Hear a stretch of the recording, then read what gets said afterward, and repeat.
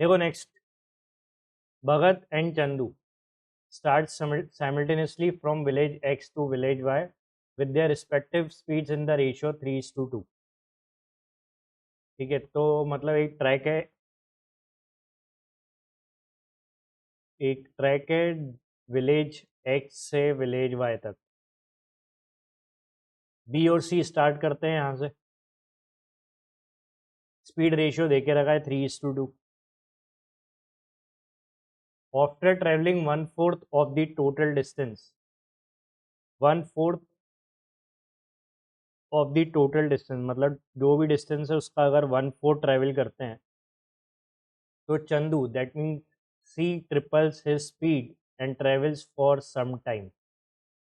तो यहाँ पे सी जो है, सी एक particular point, let's say suppose करो जेड, इस पॉइंट पे पहुँच के अपनी स्पीड को ट्रिपल कर देता है, जो उसकी पहले स्पीड थी उससे ट्रिपल करता है, and travels for some more time, और फिर कुछ टाइम तक चलता है। तो लेट से कुछ टाइम पे चल के कोई डिस्टेंस कवर कर रहा है के, ये वाला पूरा पाथ ट्रिपल स्पीड पे चलता है। ये स्पीड अगर एस है तो ये स्पीड 3s होगी इतने ट्रैक पे, ये बोला है। Next, following which he again changes speed and completes the rest of the journey. फिर अपनी स्पीड उसने चेंज कर ली। देखो यहाँ तो स्पीड एस थी, तो यहाँ 3 टाइम्स थी, अब इधर क्या था वो नहीं पता, यहाँ की स्पीड के बारे में कुछ नहीं पता है, बस पता है कि चेंज तो करी है स्पीड। नाउ नेक्स्ट,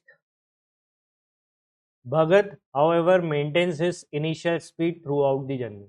लेकिन जो बी है उसने अपनी स्पीड चेंज नहीं करी, वो एक कांस्टेंट स्पीड से ही वाई तक जा रहा है। बी ने अपनी स्पीड में कोई चेंज नहीं करा है, सी ने चेंजेस बता दिए जो करें। If both B and C reach the village Y at the same time, लेकिन दोनों सेम टाइम पे ही पहुंचते हैं वाई पे, and the time for which C travelled at thrice his initial speed was 1/3 of his total time of travel। तो जो भी, अगर अपन यहाँ पे देखें, देखो बी और सी ने एक साथ चालू किया था और एक साथ पहुंचे, तो मतलब टाइम तो दोनों के लिए कांस्टेंट है, ट्रेवलिंग टाइम। तो लेट से वो टाइम अपन मान लेते हैं टी, ठीक है। टोटल जो टाइम है टी मान लेते हैं अपन एक्स से वाई ट्रेवल करने का, किसका, सी का और बी का। भले सी ने बीच में स्पीड चेंज करी है पर दोनों का टाइम तो सेम ही लगा, क्योंकि दोनों यहाँ पे क्लियर लिखा है, B if both B and C reach the village Y at the same time, and the time for which C traveled at thrice his initial speed was 1/3 of his total time travel। तो total time travel मैंने क्या मान लिया, T। तो मतलब जहाँ पे उसने अपनी स्पीड 3 टाइम्स की थी, मतलब ये वाले ट्रैक पे, उस पे वो कितना टाइम चला था, उस पे वो चला था 1/3 ऑफ टोटल टाइम। तो उस पे वो चला था 1/3 ऑफ टोटल टाइम। तो मतलब अपन बोल सकते हैं जो 3 टाइम स्पीड पे चल रहा था वो 1/3 ऑफ टी टाइम के लिए चल रहा था, ठीक है। Then find the ratio of respective speeds with which B and C reach the village. Question क्या है वो ध्यान से समझो, स्पीड रेशियो तो ऑलरेडी गिवन था पहले ही, फिर से स्पीड रेशियो पूछ रहे हैं।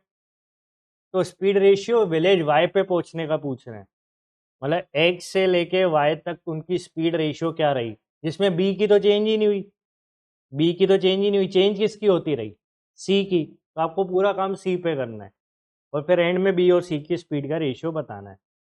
क्वेश्चन समझ में आया क्या, क्वेश्चन क्लियर है, बढ़े आगे। तो अपन यहाँ पे अब क्या करेंगे, देखो सबसे पहले तो आपके पास जो रेशियो है बी और सी, वो स्पीड रेशियो है, ठीक है। तो बी की जो स्पीड है,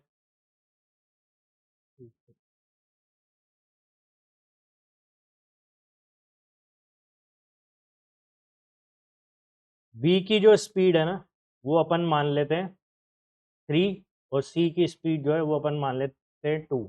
इसमें कोई यूनिट दी हुई है क्या कहीं, नहीं, तो आप कुछ भी ले लो, 3 किलोमीटर पर आवर ले लो और 2 किलोमीटर पर आवर ले लो, और डिस्टेंस अपन किलोमीटर में लेके चल लेंगे। तो भाई इसमें अपन ने ये इनकी एक्चुअल स्पीड मान ली, क्योंकि हमारे पास डिस्टेंस नहीं है, तो अपन ने इनकी एक्चुअल स्पीड मान ली फिलहाल। और जो इनका ट्रैवलिंग टाइम है एक्स से वाई, वो मैंने ले लिया 3 घंटे। अब क्यों ले लिया सर 3 घंटे? क्योंकि आप यहाँ पे जो 1/3 ऑफ टी है, टी कुछ ऐसा लोगे जो 3 का मल्टीपल हो, तो मैंने इनका टोटल ट्रैवलिंग टाइम 3 घंटे ले लिया। ठीक है, तो टोटल ट्रैवलिंग टाइम अगर 3 घंटे है तो 3 बी की स्पीड तो चेंज ही नहीं हुई, बी चला 3 की स्पीड में 3 घंटे तक, तो पूरा एक्स वाई की ट्रैक लेंथ आ गई, कितनी आ गई? 9 किलोमीटर। कैसे? 3 किलोमीटर पर आवर की स्पीड से 3 घंटे दोनों ही चले, बी और सी। ये 3 घंटे किसका है? बी और सी दोनों का टाइम है। सेम टाइम पे वाई पहुंचे, तो ट्रैक एक्स टू वाई तो मिल गया 9 किलोमीटर।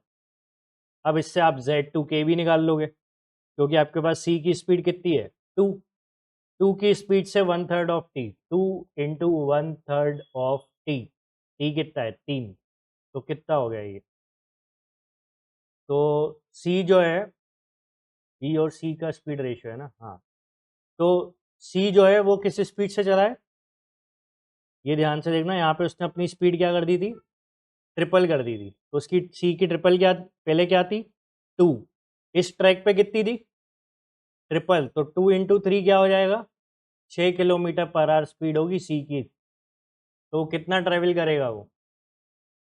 ये डिस्टेंस निकल जाएगा जेड के, ये जेड के डिस्टेंस निकल जाएगा क्या? ये स्पीड पता है ना, 6, और time 1/3 of T, 1/3 of T, T कितना है? 3, 3 से 3 कैंसिल, 6 किलोमीटर। ये डिस्टेंस भी आ गया मेरा जेड के, इसको मैं लिख लेता हूँ 6 किलोमीटर। यहाँ तक क्लियर है क्या? इधर तक क्लियर है? अब अपन को एक चीज़ और पता थी, ध्यान से पढ़ो। After travelling 1/4 of the total distance, तो अब तो ये डिस्टेंस भी मिल जाएगा। मिल जाएगा क्या? ये डिस्टेंस कितना होगा? 9/4 किलोमीटर। ये डिस्टेंस भी मिल गया।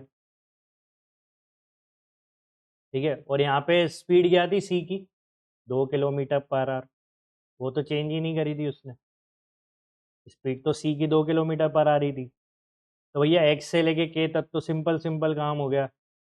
ठीक है, मेन मास्टर स्टेप क्या था इस पूरी प्रॉब्लम का?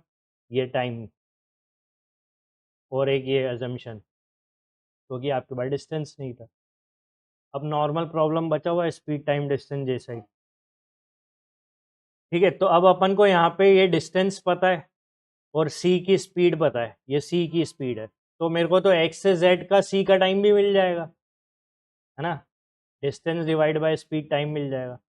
What about k y? किसी तरीके से के वाई डिस्टेंस मिल सकता है क्या? हाँ, के वाई भी मिल जाएगा सर। 9 में से आप ये दोनों डिस्टेंस हटा दो। कौन से? 6 और 9/4, तो 9 - 6 होता है 3, 3 - 9/4, 12 - 9, 3/4 किलोमीटर। तो ये लो, ये डिस्टेंस भी तैयार हो गया। ठीक है, पर फाइट क्या है? यहाँ पे सी की स्पीड नहीं पता क्या है, बस क्वेश्चन ने तो बोल दिया था कि he again changes his speed, again changes speed. भैया क्या स्पीड थी वो तो पता ही नहीं है, तो वो कैसे निकालें हम? तो आप क्या करोगे भाई, ये दोनों टाइम तो पता है ना, तो ये टाइम निकल जाएगा, क्योंकि टाइम तो टोटल 3 घंटे ही लगा है ना। आपके पास जब एक्स से वाई का टाइम है और एक्स से के तक का टाइम है, तो के से वाई तक का टाइम नहीं आएगा क्या? आ गया समझ में? तो एक्स से लेके वाई तक का टाइम 3 घंटे है। अब एक बात बताओ, क्या एक्स से जेड का टाइम मिल जाएगा? एक्स से जेड का टाइम, इनके ट्रैवल करने का डिस्टेंस कितना है? 9/4। स्पीड कितनी है? 2। ये हो गया 9/8 आवर्स। अब मेरे को के वाई टाइम चाहिए। के वाई टाइम कैसे आएगा? के वाई टाइम आएगा जब पूरे 3 घंटे में से इस वाली ट्रैक का टाइम, और कौन से टाइम हटाने? दो।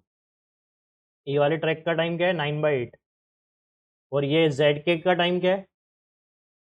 1/3 ऑफ, नहीं क्या था अपना, हाँ, तो वो 1 आवर हो जाएगा, क्योंकि यहाँ पे उसने क्या करा था, जो ट्रिपल करके ट्रेवल फॉर सम टाइम।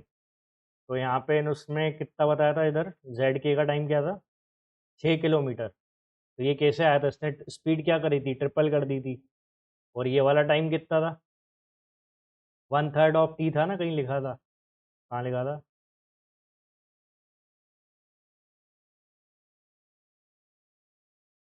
हाँ ये at thrice is for 1/3 of his total time travel.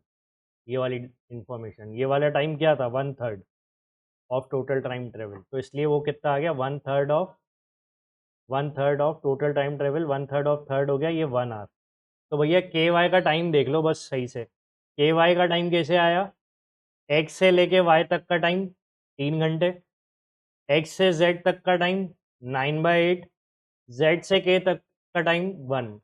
तो ये टाइम निकाल लो, 3 - 1 2, 2 - 9/8, 8 2 या 16, 16 - 9 क्या होता है, 7/8। तो ये आ गया आवर्स। अब मुझे सी का, अब मेरे को पूरी के वाई की कहानी मिल गई। के वाई की क्या क्या कहानी मिल गई कि मुझे डिस्टेंस पता है, के वाई चलने का टाइम भी पता है, तो मैं स्पीड निकाल लूँगा सी की।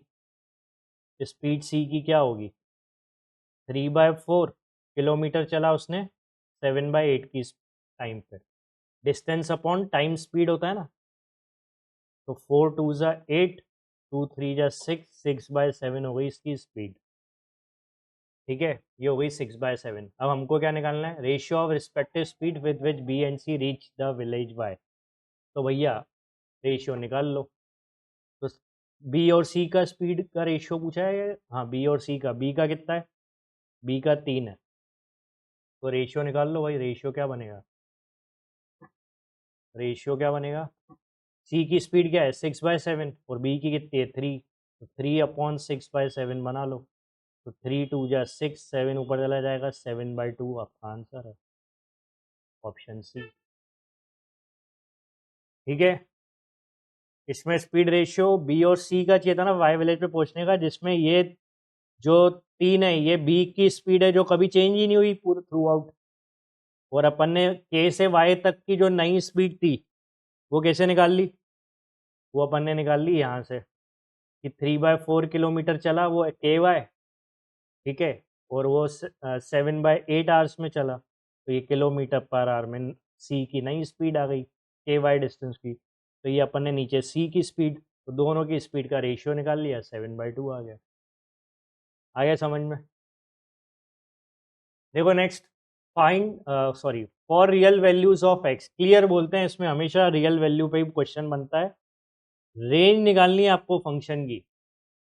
आप लोगों ने जो सीखा है ना फंक्शन में, वो डोमेन निकालना सीखा है, ये रेंज का क्वेश्चन है। रेंज देखो, डोमेन निकालने का जब क्वेश्चन आता है ना, तो मतलब वो बोल रहा है कि एफ एक्स के लिए वैलिड एक्स बताओ क्या है, वो वैलिड वैल्यूज ऑफ एक्स जिसपे फंक्शन डिफाइंड है उसे डोमेन बोलते हैं। लेकिन यहाँ बोल रहा है रेंज बताओ, मतलब y क्या होना चाहिए, y की रेंज मतलब x जिसके लिए डिफाइंड है, ध्यान से सुनना, जिस x की वैल्यू के लिए डिफाइंड है उस पे आपको y क्या क्या मिल सकता है वो पूरी रेंज बतानी है, मतलब आउटपुट की रेंज, y क्या क्या, क्योंकि fx को अपन क्या मानते हैं, y, तो y क्या क्या हो सकता है पूछा है, मतलब तो रेंज का क्वेश्चन है। तो ये कॉन्सेप्ट क्लियर रखना। अब इसके लिए करते क्या है, fx को ले लोगे आप y, बाकी सब एज इट इज लिख दोगे, 2x - 3 divide by 2x² + 4x - 6। ठीक है, क्रॉस मल्टीप्लाई करना है, ये हो जाएगा 2y(x² + 4xy - 6y = 2x - 3। Simple cross multiply करना है। और आपको क्या करना है, y की क्वाड्रेटिक बनानी है, y की क्वाड्रेटिक, जैसे x की क्वाड्रेटिक होती है ax² + bx + c, तो x वेरिएबल है, ऐसे ही आपको क्वाड्रेटिक y की बनानी है क्योंकि आपको y की रेंज देनी है, तो y की क्वाड्रेटिक बनानी है अपन को। ठीक है, तो ये 2y(x²) हो गया, 2 4 ज़ा 8, 4xy हो गया -6। ठीक है, अब यहाँ पे आप देखोगे, यहाँ पे क्या दिया है, सॉरी नहीं, y की क्वाड्रेटिक नहीं बनेगी, सॉरी x की ही क्वाड्रेटिक बनेगी, लेकिन real values of x, quadratic x की ही बनेगी। देखो इधर, अब यहाँ पे x² दिख रहा है, और कहीं है क्या x², नहीं, तो मतलब 2y और ये x²। ठीक है, तो x 2y जो है वो कोएफिशिएंट है x² का। अब आप देखो और क्या बन रहा है, ये एक्स इधर आ जाएगा प्लस 4xy, ये -2x और ये -6y माइनस +3 इक्वल टू 0। ठीक है, तो इसको आपको क्या करना है, ये 2y ये x², इधर कॉमन क्या आएगा x, अगर मैं x कॉमन ले लूँ तो अंदर क्या बचेगा 4y -2 और ये x, और इधर आप चाहो तो माइनस कॉमन ले लो तो ये हो जाएगा 6y -3, या फिर आप इसको थोड़ा और ही अरेंज करके लिखना चाहो सिंपल तरीके से, इसको 3 - 6y लिख लो तो ईजी पड़ेगा आपके लिए पेपर में। ठीक है, अब आपको ध्यान देना है कि x की क्वाड्रेटिक दिख रही है क्या, x² का कोएफिशिएंट दिख रहा है, फॉर्मेट क्या होता है क्वाड्रेटिक का, ax² plus bx plus c होता है, a दिख रहा है, b भी दिख रहा है और ये पूरा c है। जब भी रेंज वाला क्वेश्चन आता है क्रॉस मल्टीप्लाई करके ax² plus bx plus c बनाना है। अब हमको क्या चाहिए, हमें बोला ये तो है इक्वेशन तो x की क्वाड्रेटिक है, इसके रूट्स क्या हैं रियल, तो रियल की कंडीशन क्या होती है क्वाड्रेटिक में, d should be greater then और इक्वल टू 0, तो d क्या है अपना b, 4y -2 का होल स्क्वायर -4a और ये c, this should be greater than equal to. अब क्वेश्चन बन गया पूरी y की इनइक्वालिटी का, इसका स्क्वायर ओपन करो, a² प्लस b² -2 2 ज़ा 4 4 16y 4 2 ज़ा 8 8 3 ज़ा 24y 8 3 ज़ा 24y और माइनस माइनस प्लस 8 6 ज़ा 48y स्क्वायर। ठीक है, माइनस माइनस प्लस 4 2 ज़ा 8 6 ज़ा 48 और ये ग्रेटर देन 0।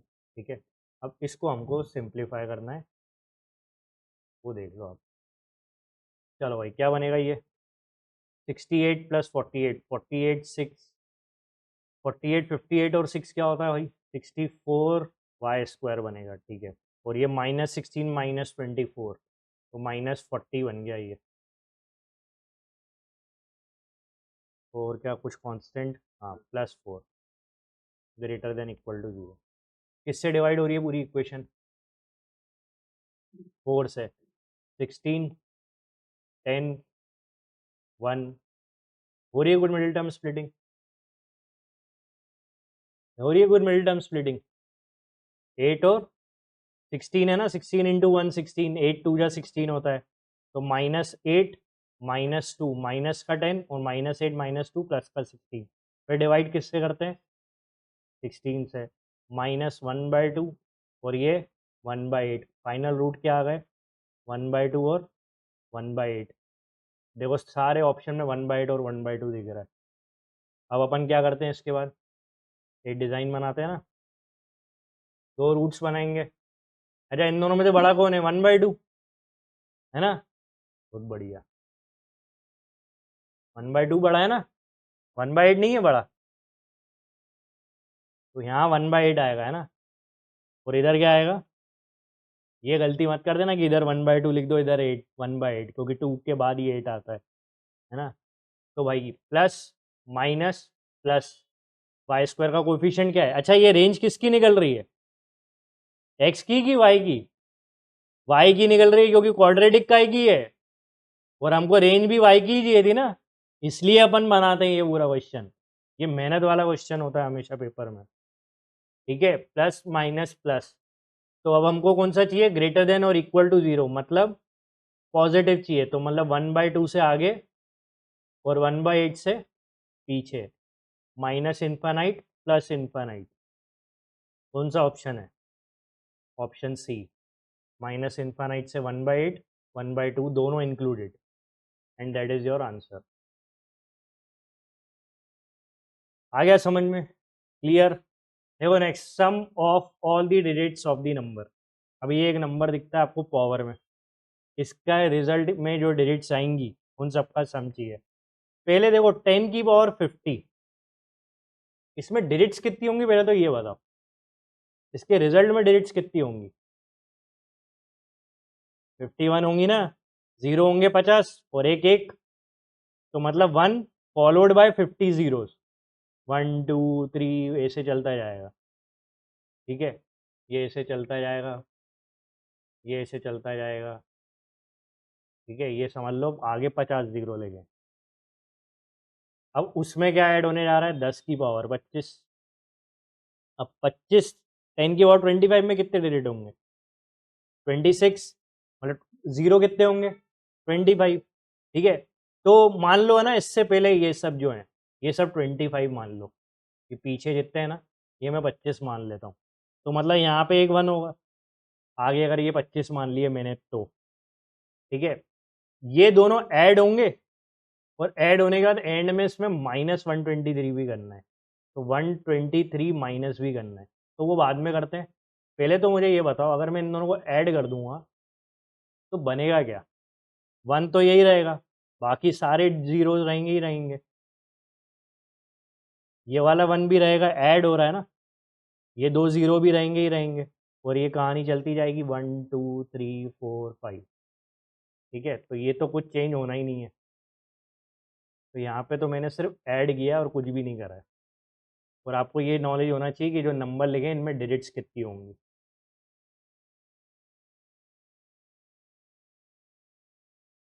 ठीक है, जैसे मान लो 10 की पावर 2 क्या होता है, 100 होता है ना। तो 10 की पावर 2 में ये 2 पावर लगी, मतलब जीरो कितने, 2, ये देखो 2 फॉलोड बाय 1, या फिर 1 फॉलोड बाय 2 जीरोस। तो ये रीडिंग करना आनी चाहिए पहले तो। ये अगर आता है तो उसके बाद अब देखो, आपको ये पता है कि भाई जीरो कितने हैं, 50, और इसमें है 25, तो मतलब अगर ये 25 हैं तो ये 26 डिजिट होगी एंड से, ठीक है। और यहाँ से लेके यहाँ तक टोटल कितने हैं, 51, तो यहाँ से लेके यहाँ तक 51 डिजिट्स हैं, है ना। अब उसमें से आप क्या हटा दो, यहाँ पे अगर देखें ये 26 डिजिट है, तो आप ये वाली वैल्यू काउंट कर सकते हो, ये कितने डिजिट्स होंगे, 51 में से 26 हटा दो, कितनी बची, 25 डिजिट्स ये होंगी। होंगी, मैं डिजिट्स नंबरिंग की बात कर रहा हूँ, है ना, काउंटिंग की बात कर रहा हूँ। अब मुझे एक बात बताओ क्या होने वाला है, देखो कि जब मैं ये ऐड करूँगा तो ठीक है, ये रिजल्ट मिलना है, लेकिन जब मैं 123 माइनस करूँगा, तो माइनस मेरे ख्याल से सबको करना आता है, मतलब ये माइनस करना आता है, इसमें से मैं 27 माइनस करना चाहता हूँ, आता है करना माइनस, कैसे होता है, ये 1 कैरी लोगे, है ना, तो ये क्या बनेगा 9, फिर यहाँ से 1 कैरी लोगे, है ना, ये बनेगा 9, ऐसा होता है ना। अरे ऐसे ही करते हो, माइनस कैसे करते हो, यहाँ से 1 लोगे तो ये क्या बनेगा, 9 बनेगा, क्या बनेगा ये 10 बनेगा, 9 कैसे बन जाएगा। और जब यहाँ से 1 कैरी लिया, ये बनता है 10, तो ये 0 हो जाता है। अब ये सिखाने नहीं बैठूंगा मैं, ठीक है। यहाँ से अगर आपने इसको 1 दिया तो ये तो 0 हो जाएगा ना, ये क्या बन जाएगा 10, फिर इसको 1 दोगे तो ये क्या बचेगा, ये 9 बचेगा, फिर ये खुद 10 हो जाएगा, फिर इसको 1 दोगे तो ये 9 हो जाएगा, तो ये 10 बचेगा, फिर इसको 1 दोगे तो ये 10 हो जाएगा, फिर इसको 1 दोगे तो ये 10 होगा, ये 9 हो जाएगा, फिर ये 10। ये पता है, और नहीं पता है तो शॉर्टकट देखो, जब भी कोई नंबर माइनस करना हो, उससे जो 1 फॉलोड बाय 0 है, आखिरी डिजिट को 10 से माइनस किया करो, और लास्ट सेकंड डिजिट को 9 से, ठीक है। बाकी सब 9 से माइनस होंगे, 9 9 9, और ये 9 माइनस, ये तो 0 ही है, तो ये तो 0 हो जाएगा, ठीक है। ये एक चीज़ ध्यान रखना, ये शॉर्टकट बता रहा हूँ। लास्ट डिजिट 10 से, इससे पहले वाले सब 9 से, ठीक है। पर अभी मैं ये सब लगाना नहीं चाह रहा हूँ, क्योंकि मैं तो इतना वहाँ पे नहीं कर पाऊँगा। मेन तो आप ये देखो, इधर तक क्लियर है ना सब कुछ।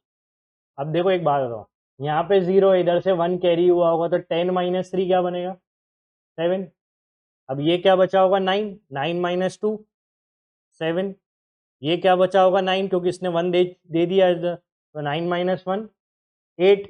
इससे पहले वाली डिजिट क्या होगी, 9, क्योंकि आगे कुछ है ही नहीं, मतलब सब्ट्रैक्शन तो आता है अपन को, है ना। यहाँ पे फिर क्या आएगा, 9, और ऐसे 9 आता रहेगा, कहाँ तक आएगा, इधर तक आएगा, ठीक है। ये 1 भी क्या हो चुका होगा, ज़ीरो हो चुका होगा, इससे पहले सब कुछ ज़ीरो चल रहा होगा, और यहाँ क्या होने, जो पहला वन बैठा है वो। तो क्वेश्चन में करना क्या था, आपको काउंट इनका सम करना है, और ये 9 काउंट करके इनका सम करना है, और ये 1 ऐड करना है, बस। बाकी सब तो बीच के कौन है, ये सब तो ज़ीरो है ना यार, इनको क्या ऐड करोगे। आ गया समझ में, ठीक है। और नहीं समझ में आया तो छोटा नंबर करके देखना, कोई छोटा नंबर ले लेना, उससे ट्राई करके देखना। चलो भाई, अब पॉइंट ये है, फाइंड ये है कि भाई ये 26 डिजिट है, इसके बाद कितने 25 डिजिट्स हैं।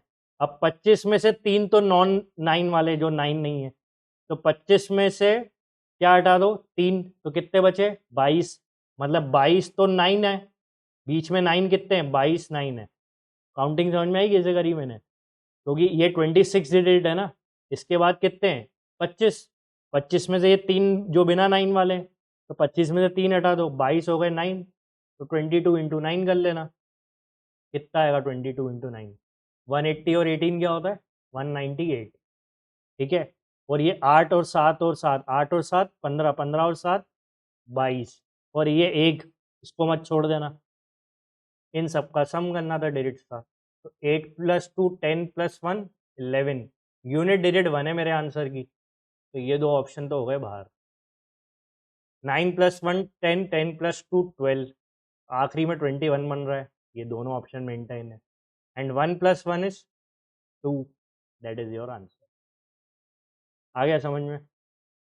देखो next, in triangle ABC, AB and AC equal to 12, D is a point on BC such that AD is 8. If AD is extended to point E such that ACB equal to AEB, then the length in centimeter of AE is। तो पहले triangle ले लिया अपन ने, ठीक है। ये triangle है ABC, जल्दी से लिख लो, A, ये B, ये C। AB और AC दोनों बाहर हैं, D पॉइंट है BC पे such that AD is 8, ठीक है भाई, AD 8 है, ये D पॉइंट है और AD 8 है। AD extended two point E, ठीक है भाई, इसको एक्सटेंड भी करना है।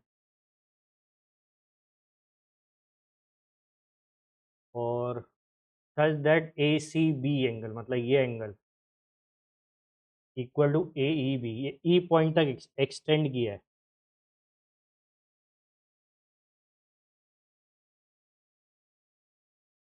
तो कौन से दो एंगल इक्वल है, ACB और AEB, AEB, अच्छा ये एंगल,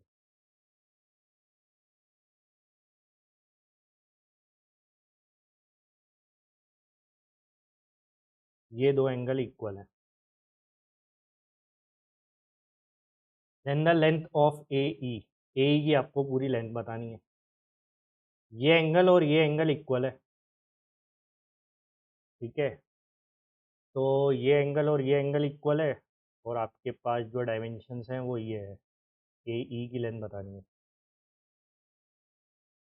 तो फिर ये देख लो आप कि ए ई लेंथ कौन से ट्रायंगल का पार्ट है, ए बी ई ट्रायंगल का पार्ट है, ए बी ई ट्रायंगल का, देख पा रहे हो, ए बी ई दिख रहा है, ए बी ई का पार्ट है ना, ए ई की लेंथ पूछी है, और ए बी ई सिमिलर है ए बी सी से,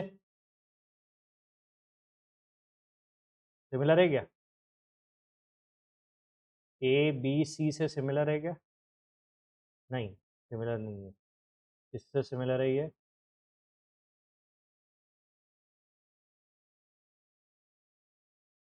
ए बी ई आपका सिमिलर है, इसमें ये एंगल आए, ये वाला एंगल, हाँ आइसोसेलेस की वजह से, ये छोटा है इस बड़े से, हाँ yes। और रीज़न क्या है, आइसोसेलेस ट्रायंगल, तो आइसोसेलेस ट्रायंगल में ये बेस एंगल इक्वल हो गए, तो ये जो छोटा ट्रायंगल है ए बी डी ट्रायंगल देख लो, ए बी डी, वो सिमिलर है किससे, ए बी ई से। क्यों सिमिलर है, इसका बी और इसका ई बराबर है, इसका बी और इसका ई बराबर है, दोनों का कॉमन क्या है, ए, दोनों का कॉमन ए है, तो B A E is similar to, नहीं कॉमन क्या है, बी ए और ई ए बी, और इसका हो जाएगा बी ए डी, ये दोनों सिमिलर है। ठीक है, तो बी ए डी सिमिलर है किससे, बी ए ई से। ये देख पा रहे हो, दिख रहा है क्या ये, देख लो एक बार फिर से फिगर पे, बी जो है, बी एंगल और ई एंगल सेम है, देखो ये एंगल और ये एंगल सेम है, ए दोनों का कॉमन है, ए दोनों का कॉमन है। ठीक है, और जो बी ए डी है, छोटे वाले का डी बचा, बड़े वाले का बी बचा, ये पूरा बी। ठीक है, अब यहाँ से लगाओ सिमिलैरिटी का result, A B by A E इसके इक्वल होगा B D by B equal to A D by A B. अब क्या क्या रिजल्ट है आपके, आपको तो ए ही निकालना है, ए बी कितना है 12, ए ही निकालना है, ए डी पता है क्या 8, ए बी पता है क्या 12, आ गया ए ई, 12 इंटू 12 डिवाइड बाई 8, 4 2 ज़ा 8, 4 3 ज़ा 12, 2 6 ज़ा 12, 6 3 ज़ा 18, आंसर ऑप्शन सी। ठीक है, क्लियर। देखो next, the monthly sales of a product from January to April is worth 120, 135, 150, 165 units respectively. The cost price of the product was 240 per unit and fixed mark price was used for the product in all the 4 months. Mark price चारों महीने same है. Discount of 20%, 10%, 5% were given on the mark price per unit in January, February and March respectively, while no discount were given in April. जब discount नहीं मिलता है तो article mark price पे ही cell होता है ना, क्योंकि जब डिस्काउंट नहीं होता mark price will become equal to selling price. If the total profit from January to April is 138825 then the mark price per unit in rupees. देखो भाई, जनवरी, फेबररी, मार्च और अप्रैल सेल हुई है 120, 135, 150 और 165। पहली बात तो ये आपको क्लियर होना चाहिए, ये क्वांटिटी है, सेलिंग प्राइस नहीं है। इतनी क्वांटिटी सेल हुई है, ठीक है, इतने आर्टिकल सेल हुए हैं।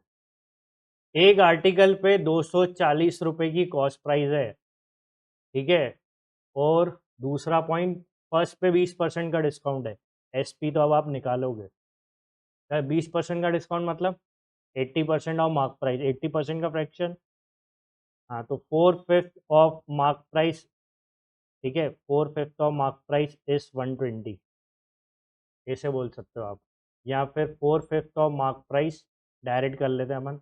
एक आर्टिकल की सेलिंग प्राइस ये है, आपके पास इंफॉर्मेशन काय की है, प्रॉफिट की, आपके पास कॉस्ट प्राइस ऑलरेडी है, तो आपको पता ही है कि selling price minus profit is cost price, ये तो पता ही है ना। तो अपन सीधे एसपी पे ही काम कर लेते हैं। 4/5 ऑफ मार्क प्राइस एक आर्टिकल की सेलिंग प्राइस है डिस्काउंट मिलने के बाद, ऐसे कितने आर्टिकल हैं 120, ये नेट सेलिंग प्राइस आ गई 120 की, प्लस फेब में कितना डिस्काउंट है 10%, मतलब 90% पे करना है, तो 9/10 ऑफ मार्क प्राइस पे करना है एक आर्टिकल का, ये सेलिंग प्राइस हो गई एक आर्टिकल की। कितने आर्टिकल हैं 135, ऐसे ही लास्ट में 5% का डिस्काउंट है, मतलब 95% ऑफ मार्क प्राइस, तो 95% ऑफ मार्क प्राइस कितने आर्टिकल हैं 150, ये 150 की एसपी आ गई, प्लस लास्ट अप्रैल में कोई डिस्काउंट नहीं था, तो मतलब 165 का ही आर्टिकल, नहीं कितना है, मार्क प्राइस इसकी एम ही थी, कोई डिस्काउंट ही नहीं था, ठीक है, मार्क प्राइस कोई डिस्काउंट ही नहीं था, तो मार्क प्राइस पे ही सेल हुआ, एम तो सबके लिए सेम है। कितने आर्टिकल सेल हुए हैं 165, तो ये तो मार्क प्राइस पे ही सेल हुए हैं, तो नेट एसपी हो गई आपकी एम इंटू 165, ये पूरी आपकी एसपी है। इस एसपी से हटाना क्या है सीपी, अब सीपी कितनी है 240 पर यूनिट, यूनिट्स कितनी हैं ये रही, ये सब यूनिट ऐड करनी होंगी, तो सीपी है 240 इंटू, इन सबको ऐड कर लो, 120, 220, 255 और 255, 355 और 50, 405, 505, 510, 510 और 60, 570 आर्टिकल। ठीक है, 570 आर्टिकल है। ये क्या है? सीपी। प्रॉफिट तो दिया ही हुआ है उन्होंने, कितना दिया हुआ है? एसपी में से सीपी हटा दो तो प्रॉफिट कितना होता है भाई? 138825। ये इक्वेशन बनाना आनी चाहिए बस। और अगर ये बनाना नहीं आ रही है तो फिर अब थोड़ा मार्क प्राइस जाके देख लो एक बार और। ठीक है,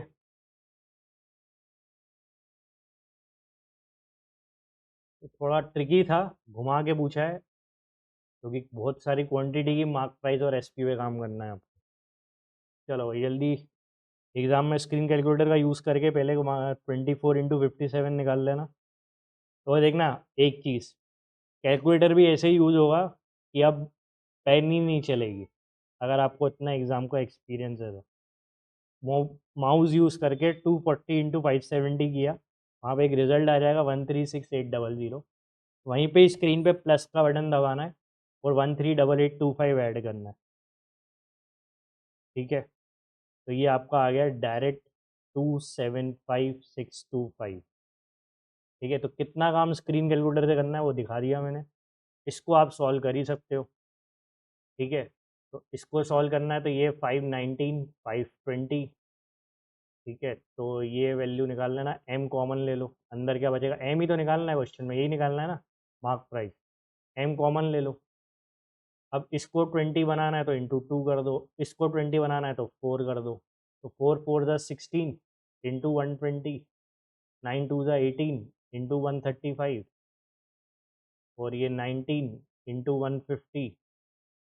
ठीक है, और ये नीचे चल रहा है इन सबका एलसीएम 20 और ये 165 अलग से। ठीक है, अब ये जल्दी जल्दी कर लो, 16 into 120 1920 plus 18 into 135 2430 plus 19 into 150।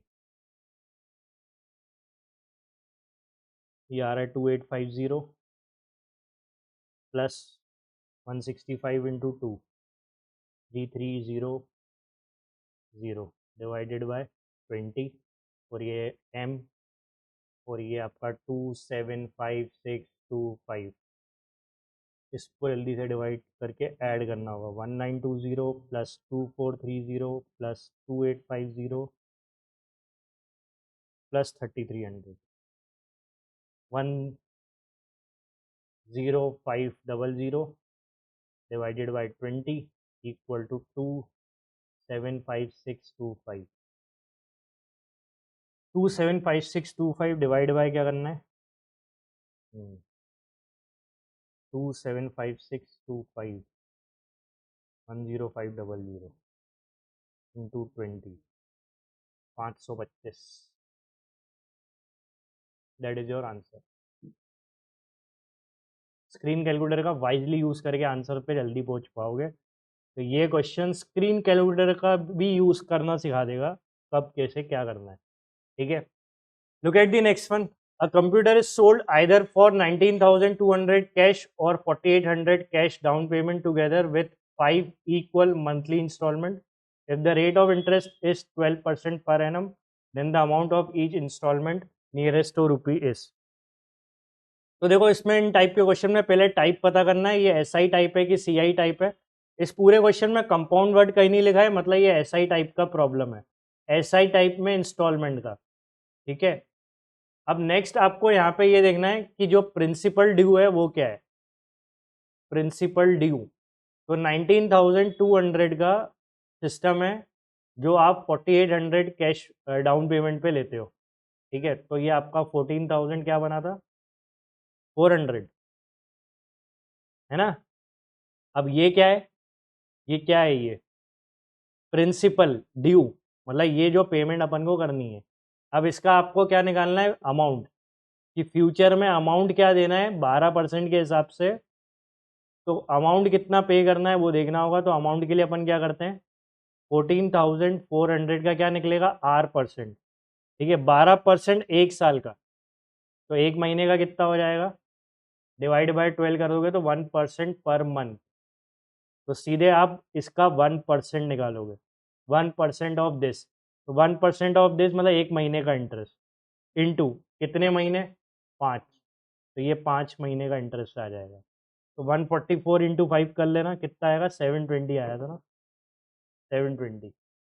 तो आपका जो अमाउंट बनेगा वो होगा फ्यूचर अमाउंट प्रिंसिपल प्लस 720, तो ये आएगा 15120, 15,120, 14,7 और ये 400 और 20, ठीक है, 15120 ये आपका अमाउंट आ गया। तो मतलब क्या है कि ये वाला अमाउंट आपको 5 इंस्टॉलमेंट में कवर करना है, लेकिन कौन सी इंस्टॉलमेंट, SI। तो अब इंस्टॉलमेंट निकालने का प्रोसेस समझो। यहाँ तक तो वो चीज़ है जो चुकानी है, अमाउंट क्या है, प्रिंसिपल क्या है। अब मेन है अपना कॉन्सेप्ट इंस्टॉलमेंट वाला, वो कैसे करना है देख लो। तो पहले क्या करते हैं अपन, पहली इंस्टॉलमेंट 100 लेते हैं और अपना पर मंथ है तो 1% पर मंथ है रेट, तो पहली इंस्टॉलमेंट अपन 100 लेंगे और इसके बाद अपन एक एक परसेंट बढ़ाते जाएंगे, 101, 102, 103 और ये 104। ये 5 बार करना है आपको क्योंकि 5 साल का है क्वेश्चन। तो ये आपकी वैल्यू आएगी 4 और 3 7 8 9 10, 510, ठीक है। तो ये आपका अमाउंट होगा, मतलब ये हो गया। इस केस में क्या होता है देखो इधर, इस केस में क्या होता है, ये जो वैल्यूज़ है इन सब के लिए इंस्टॉलमेंट अपन 100 लेके चलते हैं, इन सब के लिए इंस्टॉलमेंट 100 है, फ्यूचर वैल्यू 510 है। तो जब 510 फ्यूचर वैल्यू है इस रेट के अकॉर्डिंग जो क्वेश्चन में था, तब ईएमआई जो थी वो 100 थी। तो आपको अब अपनी फ्यूचर वैल्यू के लिए ईएमआई बतानी है। तो मतलब 510 अमाउंट में इंस्टॉलमेंट है 100, तो 15120 में 15120 में ईएमआई क्या होगी, 510 नीचे आ जाएगा इंटू 15120, ये निकाल लें। तो ये क्या आएगा भाई, डिवाइड बाय 510, ठीक है, 29647, तो 29647.0 कौन सा ऑप्शन है भाई, ये 0.7 2964, ये क्योंकि अपना यहाँ पे वैल्यू 29.64 है तो इंटू 100 होगा, 2 डिजिट आगे जाएगा, 2964.7, तो ये अप्रॉक्सीमेट कितना हो गया, 2965, ठीक है।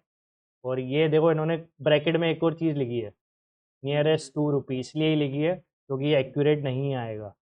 तो 2965 आपका आंसर है and that is option B, ठीक है। एक चीज़ ध्यान रखना, वैसे तो ये क्या होता है जो SI के केस में, ध्यान रखो आप लोग, ये आपका फर्स्ट अमाउंट है, ये सेकंड अमाउंट है, ये थर्ड अमाउंट है, ये फोर्थ अमाउंट है, ये फिफ्थ अमाउंट है। इन अमाउंट का ये EMI लेके चलते हैं SI में, और फर्स्ट वाला जो है वो 100 होगा, ये भी ध्यान रखना है, तो मेरे से मिस्टेक हुई थी, ठीक है। बाकी हाँ, यहाँ पे अगर गड़बड़ हुई तो फ्यूचर वैल्यू गलत हो सकती है। यहाँ पे गड़बड़ नहीं होनी चाहिए क्योंकि आपकी 5 इंस्टॉलमेंट थी, महीने की थी, आपको महीने का इंटरेस्ट रेट देखना है। 12% एक साल का, मतलब एक महीने का 1%, 1% लेके चलना है हर मंथ।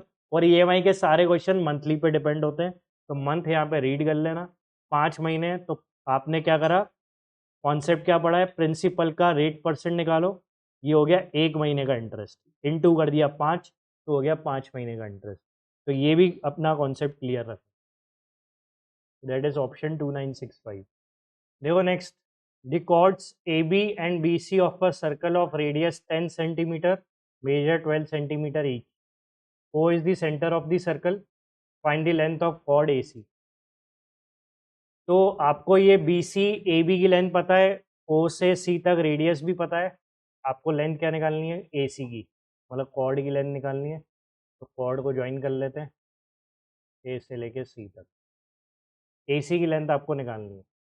अब देखो यहाँ पे आपको थोड़ी ज्योमेट्री ये लगानी है कि देखो ये ट्रायंगल जो है ABC वो आइसोसेलेस है, आइसोसेलेस है ना, क्लियर।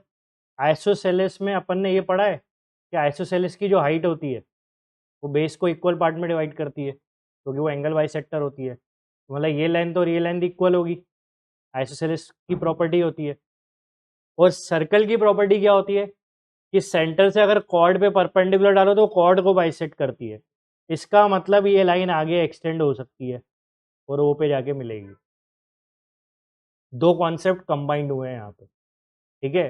कि सेंटर से अगर अपन ने कॉर्ड पे लाइन, सेंटर से अगर अपन कोई लाइन बनाते हैं जो कॉर्ड को दो इक्वल पार्ट में डिवाइड करती है, तो मतलब ये 90 डिग्री है 100%।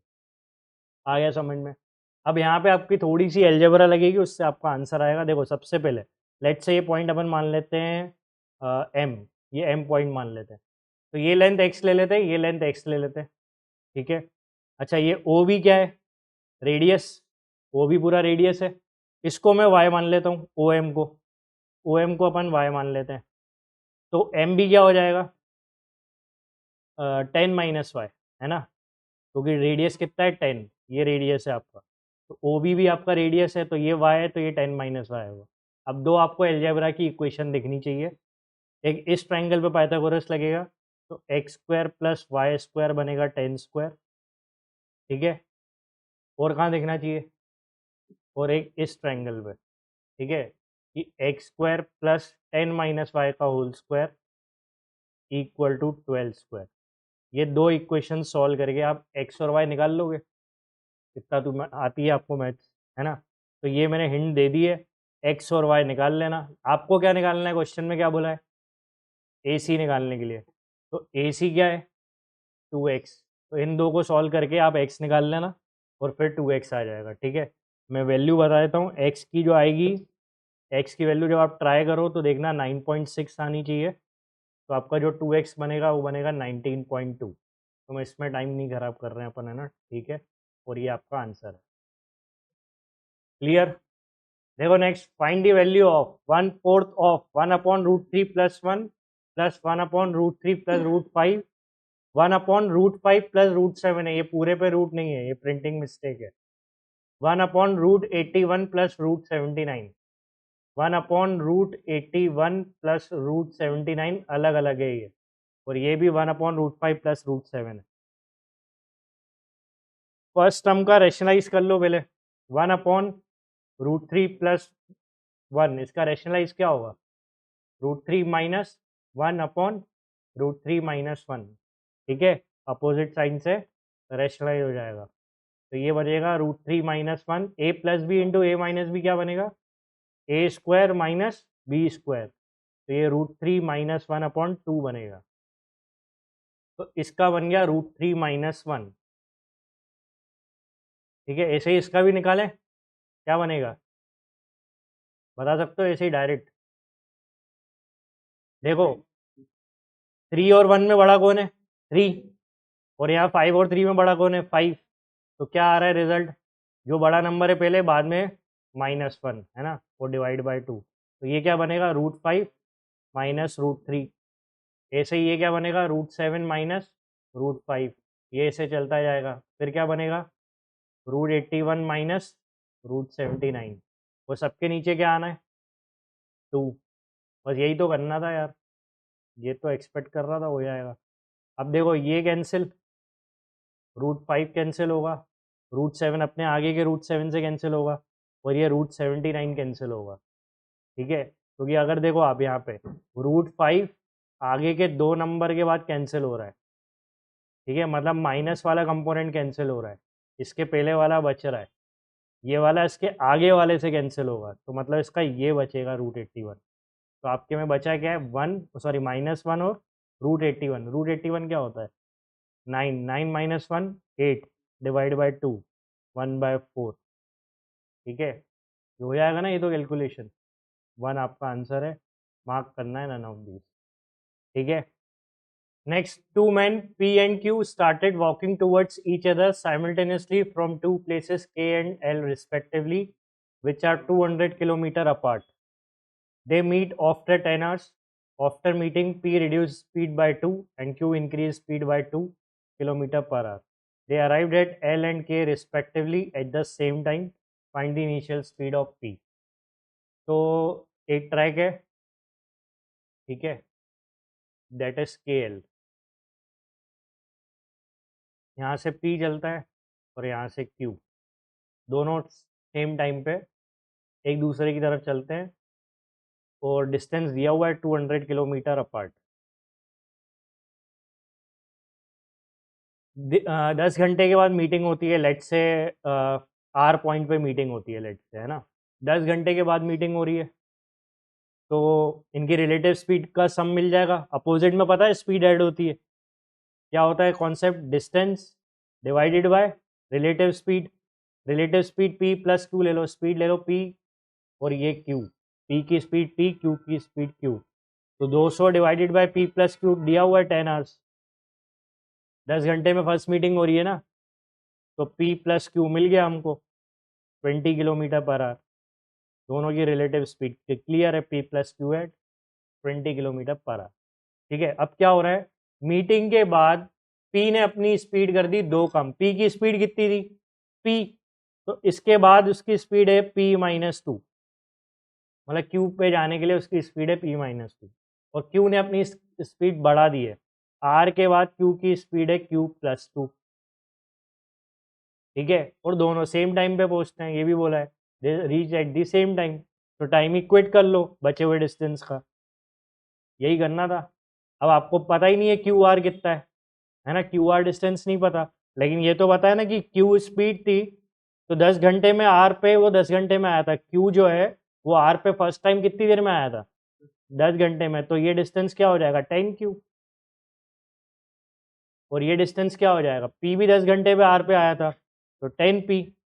अब बस टाइम इक्वेट करना है, इक्वेट दी टाइम, बस खत्म हो गया क्वेश्चन।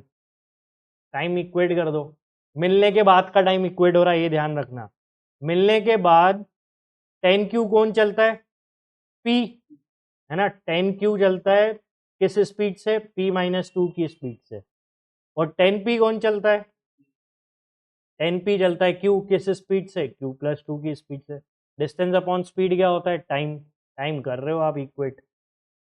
अब p प्लस क्यू का भी रिलेशन पता है 20, निकालना क्या है p, तो q को निकाल लो इन टर्म्स ऑफ p, क्या आएगा q 20 माइनस p, और ये उठा के यहाँ सब्स्टिट्यूट कर दो।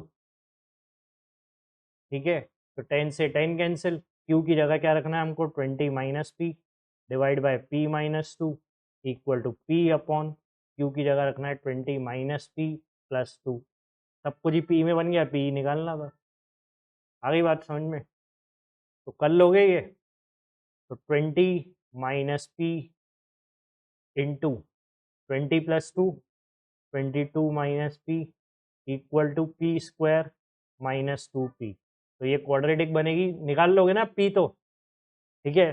तो p की क्वाड्रेटिक बनेगी, p की वैल्यू आएगी आपकी 11 किलोमीटर पर आवर। करके देख लेना, ठीक है, ये इतना काम तो आप कर ही लोगे। आंसर है ऑप्शन सी। ठीक है, था डूएबल।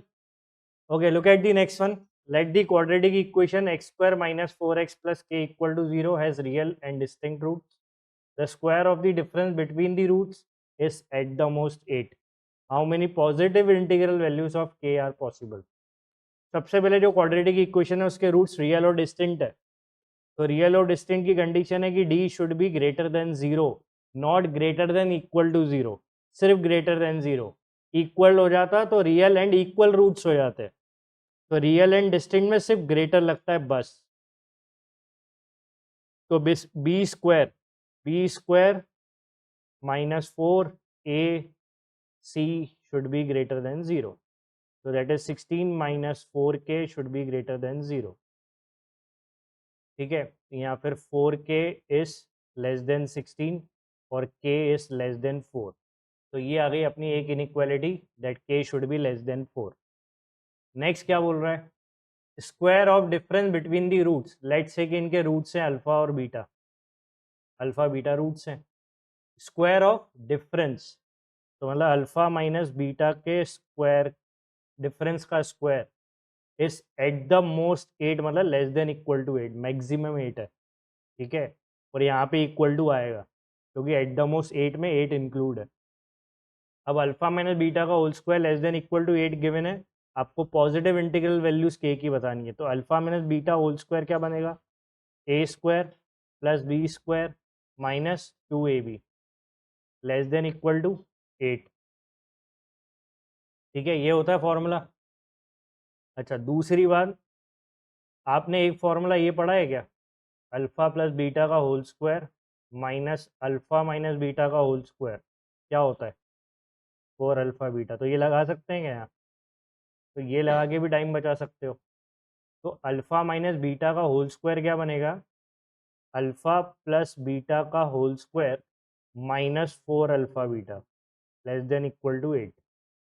ठीक है, अगर ये क्लिक हो जाए पेपर में तो सम ऑफ रूट्स क्या है, क्वाड्रेटिक से सम ऑफ रूट्स क्या बनेगा, माइनस बी अपॉन ए, मतलब 4, है ना।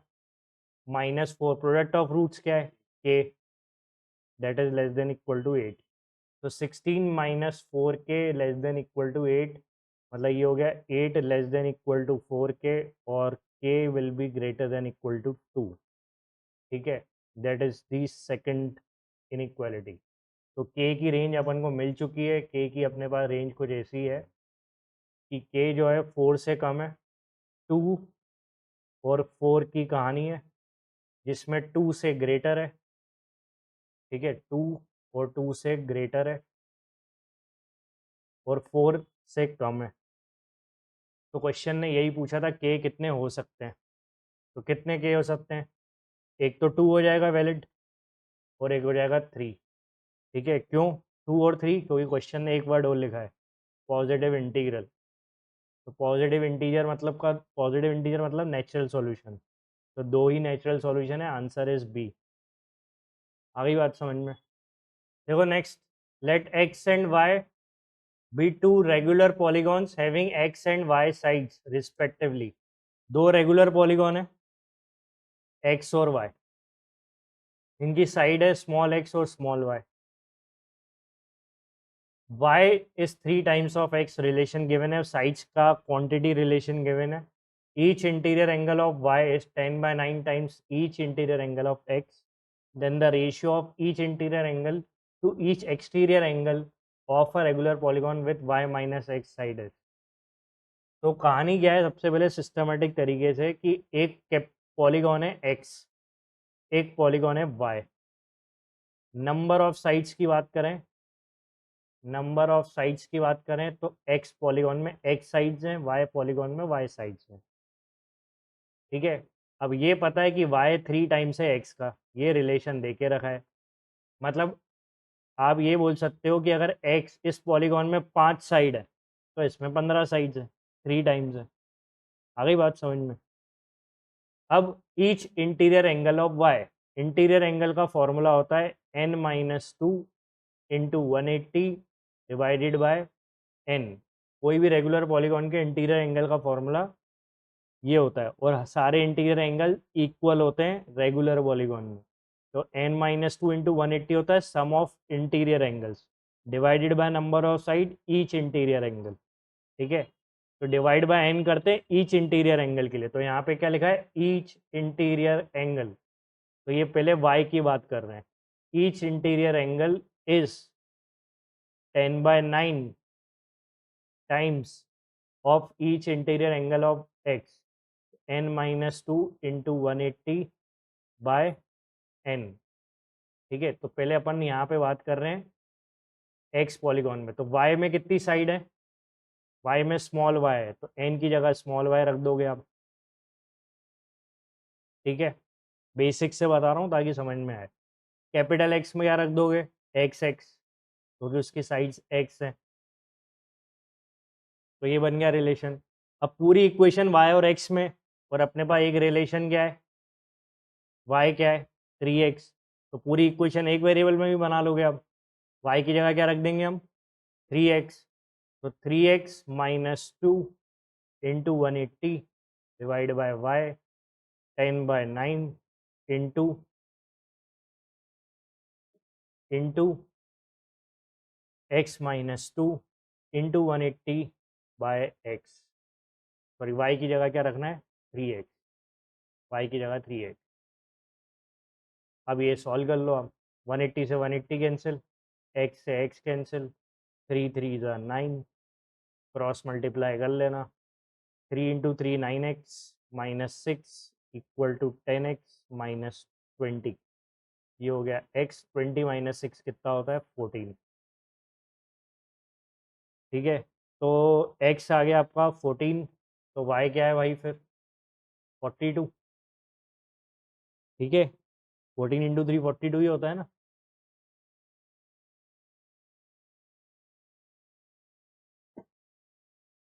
पूछ रहा हूँ भाई, मुझे पता नहीं है तो ऐसे ही लिख दिया फ्लो में।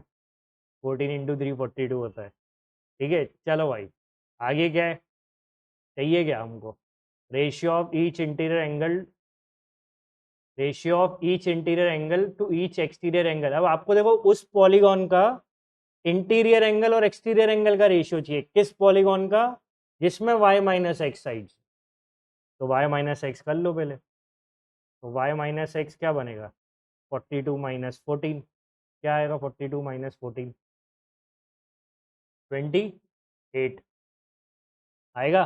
ठीक है, नहीं तो भाई कैलकुलेटर तो है ही तुम्हारे पास, कोई दिक्कत ही नहीं तुमको। यहाँ तक कोई डाउट है। अब क्या चाहिए, ईच इंटीरियर एंगल ऑफ 28।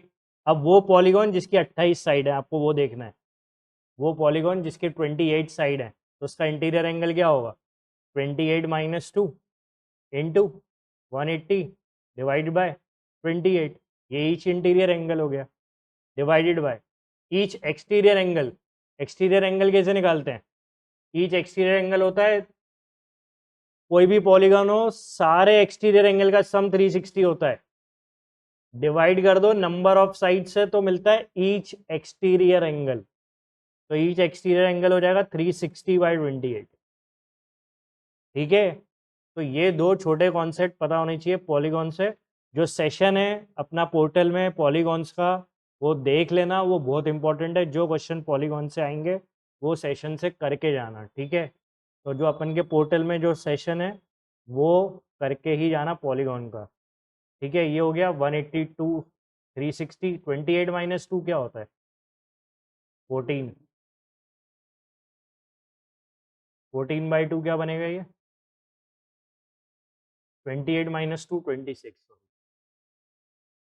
26/2 क्या बनेगा ये 13:1। ठीक है, तो ये आ गया आपका आंसर ऑप्शन ए। तो ये है ना बेसिक, अगर आपको पता है कि भाई सम ऑफ इंटीरियर एंगल क्या होता है तो आप बना लोगे, नहीं तो फिर ये क्वेश्चन आपको डुएबल छोड़ना पड़ेगा। है पूरा डुएबल, क्योंकि जिसने पॉलीगॉन्स पढ़ा है वो ये क्वेश्चन 100% कर सकता है, क्योंकि पूरे क्वेश्चन में एक ही फॉर्मूला बार बार रिपीट हो रहा है, और वो है सम ऑफ इंटीरियर एंगल्स, जो हमको पॉलीगॉन्स में पता होना चाहिए। ठीक है, तो ये फॉर्मूले बस क्लियर रखने, और कुछ नहीं था इस क्वेश्चन में, ऑप्शन है आपका आंसर है। देखो next, it cost 2,40,000 and 2,44,000 respectively to paint the 4 walls and 2 square halls of 2 square halls of the same height. If the length of one hall exceeds the length of the other by 4 meter and the cost of painting is ₹20 per square meter, what is the height of each wall? देखो एक hall है, एक की उसकी कोई length है और उसकी कोई हाइट है। ठीक है, ऐसे बना होता है हॉल। ठीक है, ये उसकी लेंथ है, साइड व्यू बना रहा हूँ, ये लेंथ है उसकी कुछ, ये उसकी हाइट है, ये पीछे से एक्सटेंडेड होगा। ठीक है, तो मेरा पॉइंट यहाँ पे ये है कि स्क्वायर हॉल है तो ये दोनों तो सेम होंगी, बेस और ये विड्थ, और ये लेंथ और विड्थ सेम होगी। ऐसे एक और स्क्वायर हॉल है, एक और स्क्वायर हॉल है। ठीक है, और ये उसकी हाइट है, तो ये ऐसा कुछ फिगर है। तो ऐसे ही रफ समझा रहा हूँ कि भाई इसकी लेंथ x+4 है, क्यों, क्योंकि बोल रहा है length of one hall exceed the length of other by 4 meter, तो एक की लेंथ 4 ज़्यादा है, तो ये भी x+4 होगा। अच्छा, हाइट दोनों की क्या बोली है, सेम, ये लिखा है यहाँ पे सेम हाइट, तो मतलब ये h है तो ये भी h है। वैसे तो पीछे वाली डायमेंशन आपकी किसी काम की नहीं है, सिर्फ फिगर समझाने के लिए बता रहा हूँ। ये अगर आपकी प्रैक्टिस अच्छी होगी तो ये माइंड में बनना चाहिए फिगर, ना कि पेपर में। ठीक है, क्योंकि आपको सिर्फ 2 डायमेंशन पे वर्क करना है पूरे क्वेश्चन में, और वो है एक्स और एच बस। ठीक है, क्यों, ऐसा क्यों, क्योंकि भैया 4 वॉल्स, 4 वॉल्स मतलब फ्लोर और सीलिंग को छोड़ के 4 वॉल्स किससे मिलके बनी है, लेंथ और हाइट से, है ना, लेंथ और हाइट से, उसके अलावा कुछ है नहीं। नीचे तो स्क्वायर हॉल है तो सारे डायमेंशन एक्स एक्स एक्स होंगे, तो आपकी 4 वॉलों का एरिया क्या होगा? 4xh। भाई एक दीवार का एरिया क्या है? xh। इस दीवार का एरिया क्या है? xh। तो ऐसी 4 दीवार है ना, तो 4xh। ऐसे ही इसका भी बता दो क्या होगा? 4 into x plus 4 into H. ठीक है, ये हो गया एरिया। तो पहले है ना एरिया देखना चाहिए।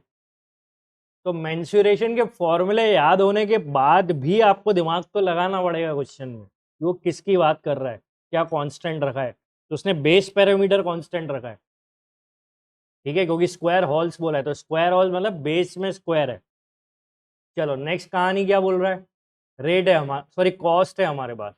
कॉस्ट के साथ साथ हमारे पास रेट है, तो rate into cost, sorry rate into जो भी एरिया होता है वो आपकी कॉस्ट होती है। रेट इंटू एरिया वॉल्यूम, जिस पे भी क्वेश्चन बनता है, रेट मल्टीप्लाई होता है आपकी क्वांटिटी से और फिर निकल के आती है कॉस्ट। तो कॉस्ट, अब रेट क्या है दोनों के लिए? 20 रुपये पर स्क्वायर मीटर। दोनों के लिए सेम है रेट, तो यूनिट लगाने की भी ज़रूरत नहीं है, ठीक है। और कॉस्ट क्या है? 2,40,000। और यहाँ पे कॉस्ट क्या है? 2,44,000। ठीक है, अब थोड़ा स्मार्ट बन जाना भाई। अभी ये मत कर देना सर ऊपर 244 ले ले नीचे 240, तो क्या दिक्कत है? ले सकते हैं ना, कोई गलत होगा क्या उससे? होगा क्यों? हाँ तो कॉस्ट ज़्यादा लगेगी ना। हाँ मतलब वो देख लेना, समझ लेना है ना। नहीं तो इतनी तो मैथ्स आप लोग की अच्छी है। गुड। तो भाई 20 का 20 से कोई मतलब नहीं है, 4 का 4 से कोई मतलब नहीं है, 3 जीरो का 3 जीरो से कोई मतलब नहीं है, एच का एच से कोई मतलब नहीं है, तो बचा ही गया X upon X plus 4 equal to, इसको काटो अब, 464 नहीं, हाँ 461। ठीक है भाई, 60/61 क्रॉस मल्टीप्लाई कर लो, क्या आएगा ये? एक्स आ गया 240। अब क्या करना है? अब हाइट चाहिए, हाइट कैसे मिलेगी? किसी भी एक इक्वेशन में रख दो आप इन दोनों में से, दोनों आपके काम की है। तो 4 इंटू एक्स इंटू एच पे 20 रुपये स्क्वायर मीटर के रेट से कॉस्टिंग थी 2,40,000। ठीक है, तो एक्स आपको पता ही है 240, एच निकालना है ये 20, 2,40,000। ठीक है, तो एक जीरो कैंसिल, 24 से 24 कैंसिल, अब तो ये पूरा ही कैंसिल हो गया, कुछ बचा ही नहीं यहाँ पे, है ना? कुछ बचा है क्या यहाँ पे? 1,000 बचा है ना? मेरी तरह तो कभी कैंसिल मत करना, वो रिस्की कैंसिलेशन होते हैं मेरे। ये देखो फिर एक और ज़ीरो, फिर क्या बचेगा यहाँ? 50। तो एच क्या आ गया? 50/4 मतलब 25/2। क्या होता है 25/2? 12.5 unit meter. That is your answer, option D. चलो भाई आंसर मार्क करके बाहर। क्लियर? आ गया समझ में? देखो next, if F of A is A square plus 4a, then which of the following option represent the graph given below. ठीक है, सबसे पहले अगर अपन देखें तो एफ ऑफ ए जो है वो ए स्क्वायर प्लस 4a है, और अगर मैं ए कॉमन ले लूँ तो a प्लस 4 आएगा। इसके रूट्स निकालने तो ज़ीरो से इक्वेट कर दो, तो इसके रूट्स आएंगे 0 और -4। तो आपका जो पैराबोला बनेगा वो कुछ ऐसा होगा, ये -4 और ये 0। ठीक है, और ए स्क्वायर का कोफिशिएंट क्या है? पॉजिटिव। ए स्क्वायर का कोफिशिएंट क्या है? पॉजिटिव। तो ये पैराबोला जो है ना अपवर्ड जाएगा ऐसे। ठीक है, लेकिन आपका मन करा चलो आज मॉड्यूलस लगा दो बात। ठीक है, तो जैसे ही मॉड्यूलस लगता है तो एक्स एक्सिस के नीचे वाला पार्ट भी ऊपर शिफ्ट हो जाता है, तो ग्राफ फिर कुछ ऐसा हो जाएगा। ठीक है, और ये नीचे से सवड़ जाएगा, तो फाइनल ग्राफ कुछ ऐसा हो जाएगा। ठीक है, क्योंकि मॉड लगते से ही एक्स एक्सिस के नीचे जो बना है वो सिमेट्रिकली ऊपर चला जाएगा, मतलब वाटर इमेज बन जाएगी। उसके बाद आपने और क्या कर देना है, ये ग्राफ देख के आंसर देना है यही शेप नीचे जाता हुआ दिख रहा है, यही शेप नीचे जाता हुआ दिख रहा है, तो ग्राफ को नीचे जाने के लिए बाहर माइनस लगेगा, फंक्शन के बाहर माइनस लगेगा। तो आपका ये जो यही ग्राफ है ये नीचे आ जाएगा, ये नीचे आ जाएगा, और ये कर्व नीचे आ जाएगा, ठीक है, और ये ऊपर वाला वाइट हट जाएगा। अगर तुमको ग्राफ देखना आता हो या ग्राफ की नॉलेज तुम्हें हो तो ये -4 पे ही सब कुछ हो रहा होगा, -4 और 0 पे, ठीक है, सब कुछ -4 और 0 पे ही हो रहा होगा। ये ग्राफ अब ऐसे हो जाएगा और ये 0 से नीचे, और यही ग्राफ इन्होंने बना के दिया है, और आपको बताना है कौन सा फंक्शन है। तो पहले क्या होता है कि पहले एफ एक फंक्शन होता है, उसके बाहर मॉड्यूलस लगता है, वो एक्स एक्सिस से ऊपर जाता है और बाहर माइनस लग जाता है जिससे वो नीचे चला जाता है, और ये उसका ग्राफ की सिमेट्री है। Option A answer. आ गई बात समझ में? देखो नेक्स्ट, इफ एक्स की और 299 प्लस 1/x की और 299 इज 12, देन 1/2 एक्स की पावर 299 माइनस 1/x की पावर 299 इक्वल्स टू। भाई एक्स की पावर 299 को आप के ले लो ना यार, क्वेश्चन ही खत्म हो गया। तो मतलब क्या ये नहीं पढ़ा क्या हमने, k प्लस 1/k अगर 12 है तो half of k minus 1/k क्या होगा, ये नहीं निकाल सकते अपन? इतनी खराब है क्या अलजेब्रा अपनी? k तो k ही रहेगा, उससे उनको कोई मतलब ही नहीं है। अब k प्लस 1/k 12 है, तो क्या होगा k प्लस 1/k अगर 12 है तो कैसे आएगा? k प्लस 1/k 12 है, तो क्या रिलेशन हमको पता है जिससे ये मिल जाए? स्क्वायरिंग कर दें दोनों तरफ, क्या कर दें जिससे ये मिल जाए? ये लगाएं? अच्छा चलो, ऐसे ही टाइम पास कर रहा हूँ।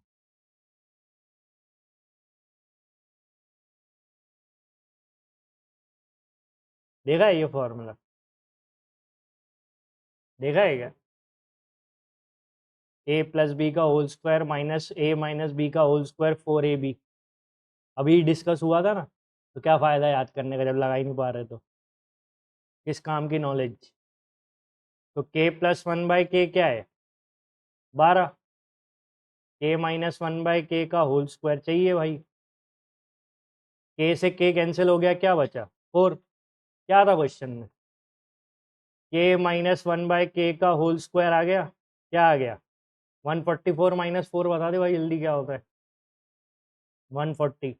अब k माइनस 1/k का होल स्क्वायर अगर ये, तो रूट 140 निकाल लोगे, क्या होता है? रूट 140 होता है 14 इंटू 10, 2 इंटू 7 इंटू 2 इंटू 5, तो मतलब ये बनेगा आपका 2√35। आ गया 35 अंदर। कौन से ऑप्शन होंगे? दिखने लग गए होंगे आंसर, ठीक है। आ गया समझ में? सिर्फ एक काम आपको करना था, मास्टर स्टेप, एक्स की पावर 299 को के लेना था बस, इसके बाद पूरा क्वेश्चन डुएबल है।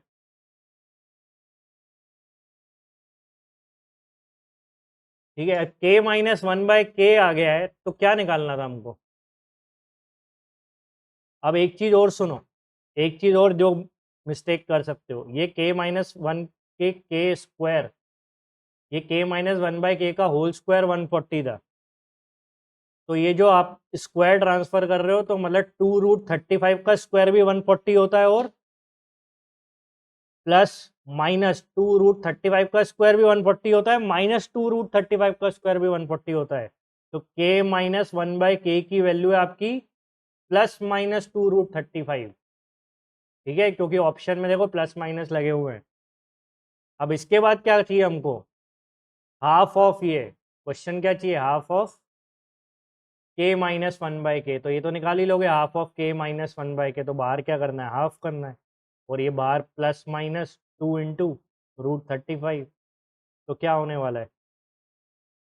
क्या कैंसिल हो जाएगा? 2। आंसर आ गया +-√35, ऑप्शन ए, ठीक है।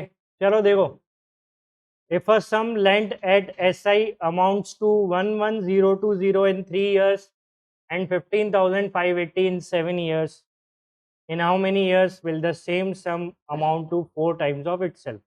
कितने टाइम पे 4 टाइम्स हो जाएगा?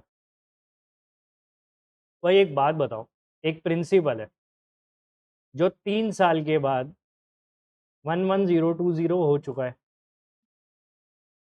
और फर्दर 7 साल के बाद 15580 हो चुका है। ये कहानी 3 साल के बाद और ये कहानी 7 साल के बाद। तो मतलब ये गैप कितने साल का हो गया? 4 साल का। और एसआई की प्रॉपर्टी क्या है? हर साल कांस्टेंट रहना। तो भाई इस अमाउंट में से ये अमाउंट माइनस कर दो तो तुम्हें 4 साल का इंटरेस्ट मिल जाएगा। तो 15,580 में से पहले 11,000 हटा दो तो 4,580 बचेंगे। उसमें से 20 और हटा दो तो 4,560 बचेंगे। तो ये डिफरेंस तो निकाल लिया आपने। अब ये डिफरेंस आपको डिवाइड किससे करना है? 4 से। तो ये आपकी वैल्यू आ जाएगी 4 11 ज़ा 44 4 4 ज़ा 16 1140। क्या है ये? क्या है ये? हाँ, एसआई, इंटरेस्ट पर ईयर, जो एसआई के केस में हर साल कांस्टेंट होता है, वो चेंज होना नहीं है। तो भैया ये जो प्रिंसिपल है वो तो निकाल ही सकते हो ना, क्योंकि 3 साल के बाद का अमाउंट तो पता ही है।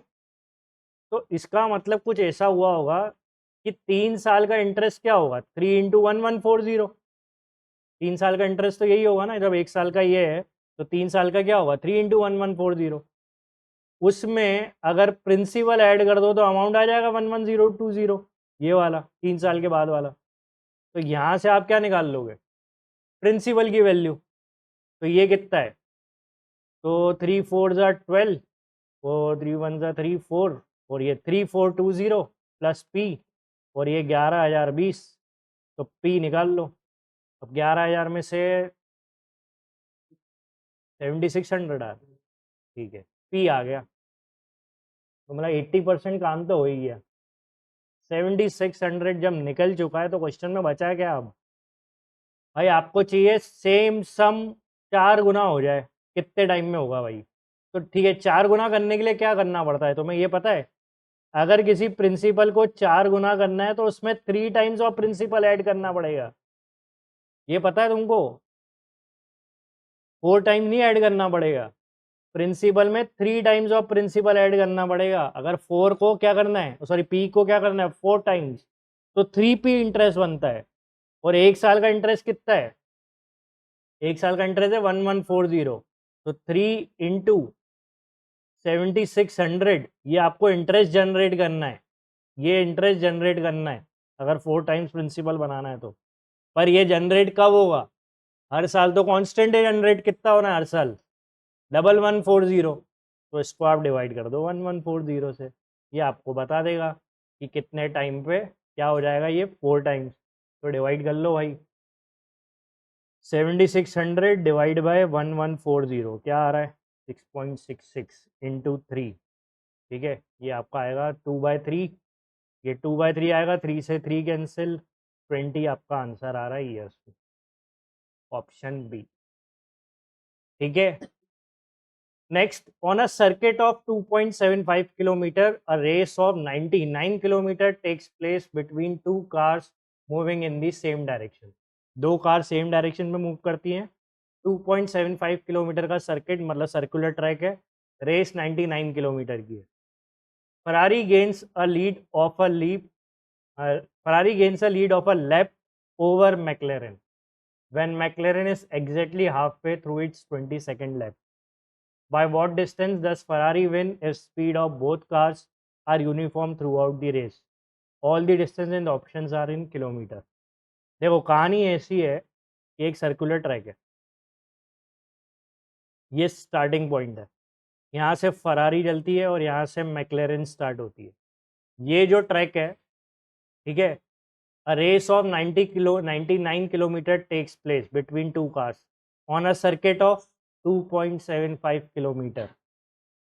सर्किट ऑफ 2.75 किलोमीटर, ये 2.75 किलोमीटर नहीं है ये, ठीक है।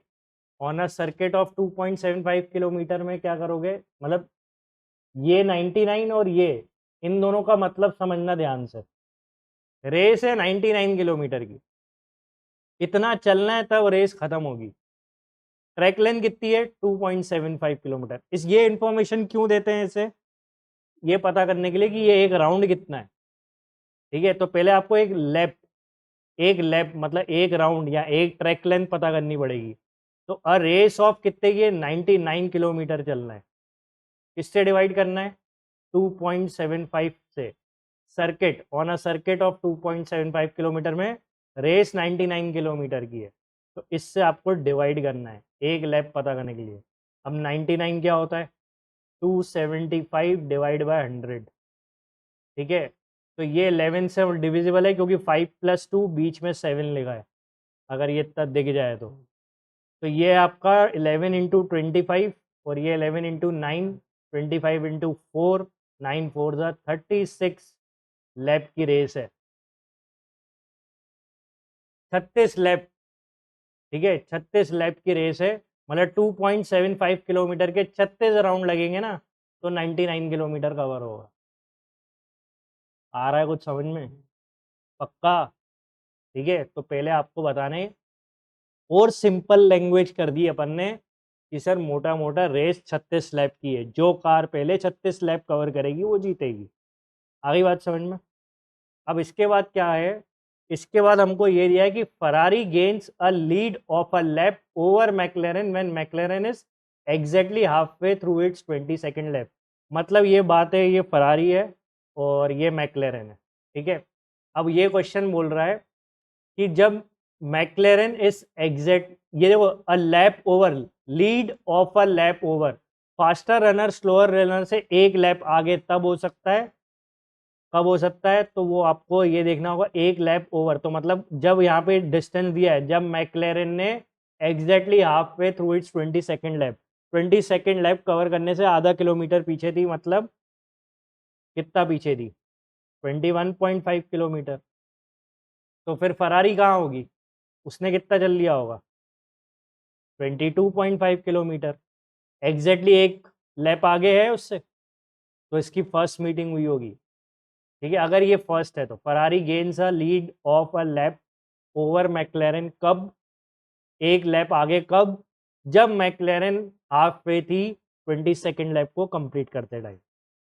इससे क्या होता है, देखो इससे आपको ये सीखना है कि जब मैक्लेरन ने 21.5 चला तब फरारी ने 22.5 चला। और टाइम स्पीड एंड डिस्टेंस क्या बोलता है, टाइम कांस्टेंट है तो डिस्टेंस रेशियो स्पीड रेशियो के बराबर होता है। We are basically looking for speed ratio, ठीक है। तो जब मैक्लेरन 21.5 चलती है तब फरारी 22.5 चलती है, तो 225:215 का रेशियो निकालना है, ठीक है। तो ये क्या हो जाएगा, 5 4 ज़ा 20 और 5 4 ज़ा 20, 45:43। अब इसका मतलब समझ में आ रहा है, इसका मतलब जब फरारी 45 राउंड्स चलेगी तब मैक्लेरन 43 राउंड चलेगी कांस्टेंट टाइम पर, ये उसकी स्पीड है, ठीक है। आ गया ये समझ में। जब फरारी के 45 राउंड होंगे तो मैक्लेरन के कितने होंगे, 43। या फिर मैं ये बोल सकता हूँ कि फरारी मैक्लेरन से कितने लैप आगे, 2 लैप अहेड है, ठीक है। बस यही हमको निकालना था। By what distance Ferrari win if speed of both the cars are uniform throughout the race. तो हमें ये दिख गया, हमें क्या दिख गया यहाँ पे कि 2 लैप का लीड है, ठीक है, 2 लैप का लीड है। तो इसमें अपन क्या कर सकते हैं, रिलेशन क्या लगा सकते हैं जिससे अपन ये पता कर लें कि कितने से जीतेगी, क्या रेस, मतलब अपन क्या लगा सकते हैं, ये बोल सकते हैं। देखना ये कैलकुलेशन ध्यान से, जब 45 लैप्स किसके कवर होते हैं, फरारी के, तो वो 2 लैप का लीड लेके चलती है। और फरारी को ही क्यों लिया सर, क्योंकि फरारी तो जीत रही है, जीतेगी कौन, जो फास्ट कार होगी। तो जब ये 45 लैप्स कवर करती है तो 2 लैप का लीड लेती है, तो लेकिन उसको कवर कितने करने, 36, तो 36 में कितना लीड करेगी, 2/45 ऑफ 36, तो 9 5 ज़ा 45, 9 4 ज़ा 36, मतलब 8/5 की लीड मिलेगी उसको 36 की लैप में। वो कित देखो 45 का राउंड का अगर ये क्वेश्चन 45 राउंड का होता तो मैक्लेरन के 43 राउंड होते, मतलब 2 लैप आगे होती। लेकिन राउंड कितने का है, 36 का, 36 में कितना आगे होगी, 8/5, किलोमीटर, पर 1 किलोमीटर कितने का है? 8/5 ऑफ डिस्टेंस, 8/5 ऑफ लैप, है ना, 8/5 ऑफ लैप। तो एक लैप कितने की है? 2.75। तो ये आप कर लो और इसका आंसर निकाल लो। ये नीचे करो 100 और ये सॉल्व कर लो। तो ये हो गया आपका 25 और 25, 25 4, 4 2 ज़ा 8, 22/5 क्या होता है भाई? 5 4 ज़ा 20, 4 2/5 4.4। तो 1/5 0.2, 0.2 इंटू 2 4.4 आपका आंसर है और ये है ऑप्शन डी। ठीक है, थोड़ा चैलेंजिंग क्वेश्चन था लेकिन सर्कुलर रेसेस का करने का बहुत बढ़िया क्वेश्चन है ये, कॉन्सेप्ट रिवाइज करने के लिए। आ गया समझ में?